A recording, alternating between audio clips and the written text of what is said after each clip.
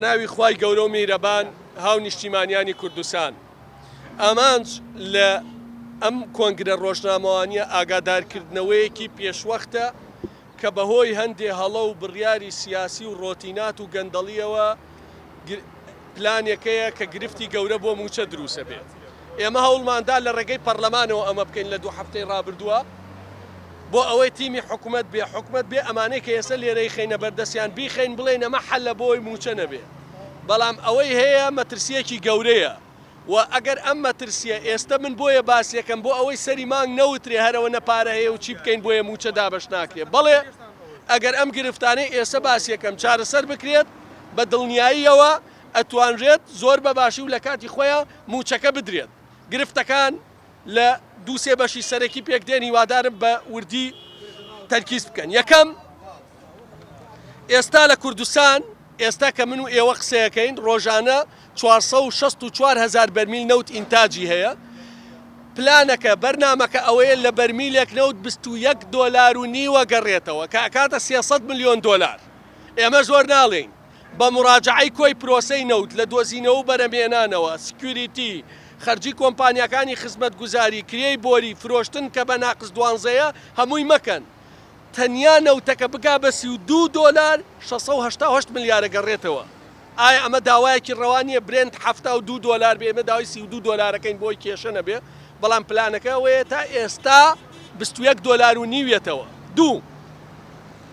نەوت کە 300 ملیۆن دۆلاریە بەشێکی تەرکیزەکە لەسەر داهاتی ناوخۆ لە داهاتی ناوخۆشە بەشێکی تەرکیزەکە لەسەر داهاتی خاڵە سنووریەکان. خەڵکی کوردستان شاهیدە. 2 ساڵە من هاوارەکەم ئەڵێم ئەم کۆمپانیاکاری و قاچاقچێتیە ئەم کۆمپانیاکاری و قاچاقچێتیەی بەرپرسان سەری ئەم میلەتەیە خوا کەس گوێی نەکرد. هەموو بەرپرسی هەوڵی ئەوەیەدا چۆن کۆمپانیاک بۆ خۆی دانێ لە خاڵە سنووریەکان چۆن ئەمێلکە بێرێ بە قاچاق و ئەو جگەرە بێنێ ئەو فلان بێنێ لە نەتیجا پرۆسەی گومرگ لە کوردستانە بەرەو ئینهیارە ڕوە. ئەمە خەتای بازرگانەکان نیەسە بە بەڵگە بۆتان ڕوونەکەمەوە بەڵکو خەتای ئەوەیە گوێیان نەگرێ ئەمانە. بۆ زانیاریتان ئێستا ئاڵوگۆڕی بازرگانی لە پەروێزخانەوە لە 90 کەمی کردو. ئەزانی بۆ ئەگەر تۆ بارێک لە پەروێزخان بێنی 5,000 دۆلار بێت 20 کیلۆمەتر لەولا لە منزریەیە بە 2,000 دۆلار بۆ داخڵەکرێ.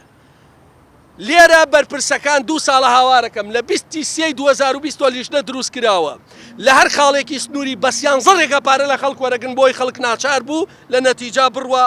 بۆ نمونە بۆتانە خوێنمەوە وردەکاری ئاشکراکەم. تاوەکو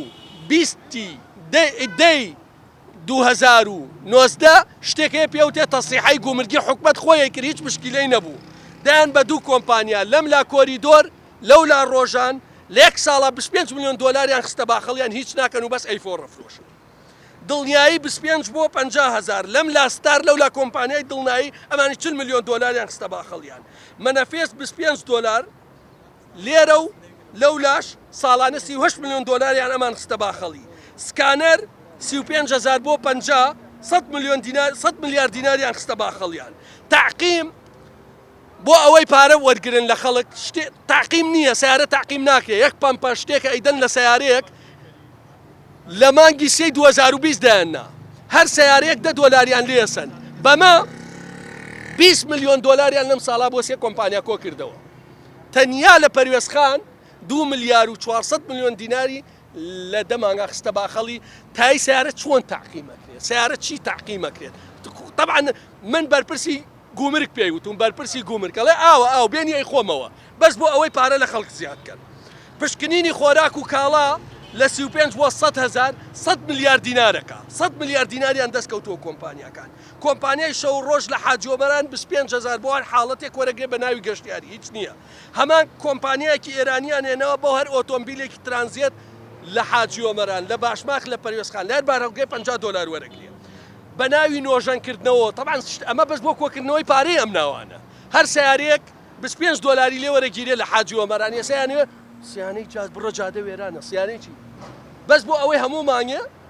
500 ملیۆن دینار بدرێ بە یەکێک تریسیانوێ لە خاڵە سنووریەکانی تریش دیانین. کۆمپانیایەکەیە بەست لە برای خەلیلی ئەگەر باشە بۆ لە هەموو شوێنێ دانیاندێ بە ناوی ئەنتەرتیکەوە بۆ فەحسێکە بە ناوی مطابقەی شادەی منشا هەر بار هەڵگرێ 700 بۆ 2,000 دۆلاری لێوەرەگرێت 10,000 حاڵەتکە 10 ملیۆن دۆلارەکە. گۆڕەپانەکان هەر مەسوولە گۆڕەپانێکی پێداوە بۆ نمونە طبعا ئەمەی کاڵم لە برایم خەلیل لەوێشێ لەوێ گۆڕەپانی بەیتونەیە باشە بەتونەیە لە ئیبراهیم خەلیل جگە لە وەرگرتنی پارە لە هەر حاڵەتێ هەر بار هەڵگرێک بە ئیجباری گازوایلی سیارەکەی پێپڕەکە بە دووخان لە ساڵەکە نزیکەی 35 ملیۆن دۆلاری دەسەکەوێت مەسەن لەولا کۆمپانیای ئەستێرەکان و ئاسمانی کوردستانی هەر هاوڵاتیەک 5,000 لێسێنەڕێەوە خەبەر وسوڵ یعنی گەی ئەمانە چی کرد ئەم کۆمپانیانە وای کرد هەرچی بازرگانە کوردستان جێبێڵێ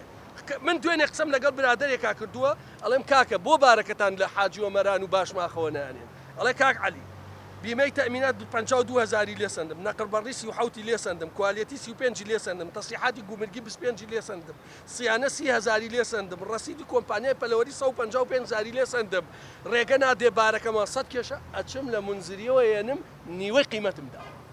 ئێ باشە کە گوێ ناگری گومرگ سەری مانگیش ئەڵێن پارە نییە بۆ موچە بۆ ئەمانەیە مەحەلمان خستۆتە ڕوو کۆمەڵی مەوادیان قەدەغە کردووە بەس بۆی بە قاچاق بێ خورما بۆ قەدەغەیە کوردستان خورمای زۆرە هەرچی خورما بە قاچاقیە نیلکە بۆ قەدەغەیە بۆ ئەوەی بە قاچاق بێ هەرچی مەوادە لە 195 جگەرەی کوردستان بە قاچاقی داهاتی گومرگ نامێنێ واتە کۆمپانیاکاری و قاچاقچێتی کوردستان ئینتیار پێەکە لەولاش گومرگەکان بەدەست حەشتی شعبیەوە تەسیحەی گومرگی جێبەجێ ناکەم بەکەمتر بۆم داخڵەکە 40 تەن بارەکەی چی ئێ باشە لەبەر ئەوەی وەزیر هەبووە وەزیر بەرپرسی حکوومەت هەبووە لە 2010 کە کوالیەتی کۆنتترۆڵی داوە بە کۆمپانیایەک بۆ نمونە لە پەروێزخان لە 150 لە یەکیان وەرەگە 14 لە یەکیان وەرەگە بێەوە هیچ شتێبکە لە سابستنەوە خاتە باخەڵی کە ماگانە 150 میلیارد دینارە خاڵە سنووریەکان لە نەتیجا بوون بە دەرگایەکی گەورەی گەندەڵی سەری ئەم خەڵکەیە خوا فکرەی من ئەوەیە ئەبێ کۆمەڵی قەراراتی خێرا دەرکرێ بۆم خاڵە سنووریانە و ڕێک بکرێت لە کۆمپانیاکان لەوەی کە ئەم قەدەغەکردنە لە ڕاگررتنی قاچاقی پێچوونەوە بە تەسیحەی گومرگی ئەگەرنا لە منی وەرگرن خاڵە سنووریەکانی کوردستان ئینیارەکەن باجەکەی مەسوول نایدا ئەوان ڕێگایکی تری گەندەڵیە دۆزنەوە عەرز داگیرەکەن هیچ مشکلیان نییە کۆمپانیای تری نەوتی دانێن باجەکەی خەڵکی کوردستانەیدا خاڵێکی کە ئەوەیە بەداخەوە جا سیاسیە حزبیە ئیتیفاقە یاسای چاکساسی ناچێتە بواری جێبەجێکردنەوە بەڕێزان تاوەکو ئێسا یەک خانە نشینی نایاسایی ئەوانەی کە بە پلەی عەمید و عەقید و لیوا و چی ڕانەگیراوە 1169 وەزیر و بریکاری وەزیر و تایبەت و باڵا نۆمانگە ناوەکانیان جیاکراوەوە ڕانەگیراوە ئەمە هەموو خاڵەکانی تر بۆ شەیدی سەنگەر بۆ کەمەندامی سەنگەر فەیکەکانیش دیارەچی باشە کاتێک کە تۆ هەرچی زەوی نایە بەدرێتە بەرپرسی حزبی کاتێک کە ئەوە دۆخی خاڵە سنووریەکانە باسم کرد لە بەرمیلێ $91 مێنێتەوە بە هەزاران کادری حزبیت بە ناسایی خانەنشین کردو و نایبڕی ئێمە عاشت بۆ مامۆستا نامێنێ ئەمە جگە لەوەی 2 ساڵە هاوارەکەن کاکە کۆمپانیا گەورەکانی وڵاتە باج نادەن معمەل هەیە $12 ملیۆن سافی ڕبحی بۆ مانگی پێشوو باشە باجی نەداوە بەڵام حەلاقیە بێ باج بدا بۆری نەوت باج نادا بەڵام نانەوە باجەدا پاڵاوگەی نەوت باج نادا بەڵام ئەوەی ئیشێکی بچووکی هەیە و هەویرکاریەکە و لوقمە قازیە فرۆشێ باجەدا من ئەمەوێ لێرەم هۆشداریە بدەم چونکە کاتێک کە سەری مانگ موچە نادێ هیچ حزبێ مزایدە بەسەر خەڵکان نەکە چونکە پارە نییە لەبەر ئەم گەندەڵیانە ئەگەر زەختەکەی ئەتەوێ موچە بدرێ بێ زەختکەم چاکسازانە بکرێ ئەگەر نا قسەی درەنگ وەخت نەکردنی باشترە من هەوڵم دامە لە ڕێگەی پەرلەمانەوە باسکەم لە گفتوگۆ ڕوبەڕوو هەموو بەڵگەکان بخەمە ڕوو کە چۆن هەرچی مەسوولە لەسەر حسابی خاڵی سنووری و وڵاتە بوون بە ملیۆنێر چۆن دۆسیەی نەوچی لێ هات یەک شتی تر باسەکەم ئێستا $150,000 نییە ئەدێ هەموو دۆلارە دێ بە یەک بانک $300 ملیۆن کەش بەو 300 کەمەش کە $21 بەس لە ئاڕوگۆڕە 15 میلیارد دیناری دەسەکە لە یەک بانگا 15 میلیارد دینار جا حسێبیکە لە ساڵێکا چەندەکە نزیکەی 100 ملیۆن دۆلارەکە ئەمانەیە بێ چاکرێ ئەمان کاتێک کە تو ئەمانە هیچی چاک ناکەی بەڵێ سەری مانگەڵەن پارە نییە بۆیە موچە نییە هیوادارین لە هەفتەی ئایندا وەفتی حکومەت بێت ئەم هەفتەش نایەن بۆ پەرلەمان بۆ دانیشتنی پەرلەمان بۆ ئەوەی ئەمە بڵێن ئەگەرنا لە منی وەرگرن ئەم مانگە بەهۆی ئەمانەوە کە باسم کرد دۆخی موچە زۆر خراپترە بێ لەو مانگەی کە ئێستا من ئەمەی کە بۆ تۆی باسەکەم بەخوا ورد و درشتیم بۆ هەرچی وەزیرە ناردووە بۆ ئەنجومەنی وەزیران ناردووە بۆ حکومەت ناردووە بۆ سەرۆکاتی پەرلەمان ناردووە بۆ هەموویم ناردووە من پێتەڵێم لە 23/2020ەوە قەراردران کۆمپانیانە چاکرێ کۆمەڵی عەقدی باتڵ کە ئەساسی قانونی نییە بە 5 مانگ چاک نەکرێ عەقدی نەوت چۆن چاکەکرێ لەم کابینا خۆ کۆمەڵی دوو تەعقیمی باشماخ و پەروێزخان لەم کابینا دانران نەبوو باشە پێشتر ێستا چی فەرقە ئەوەی کەوتم وەرەقەی ئەیفۆن ڕەفرۆشت و 25 ملیۆن دۆلاریان لە ساڵێکا دەستکەوتووە لەم کابینا درا کۆریدۆر و ڕۆژان بۆ چاکی ناکرێ